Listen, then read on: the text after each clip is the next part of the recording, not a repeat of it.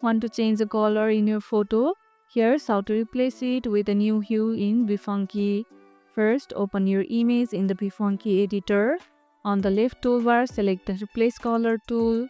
Click on the color in your image that you want to replace. BeFunky will highlight the area with that color.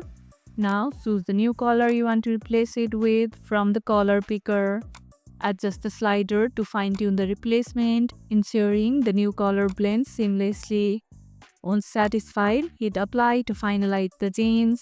This is great for changing backgrounds, clothes, or any colored elements in your image. Do you use color replacement often in your designs? What's your favorite color to use? Tell me in the comments.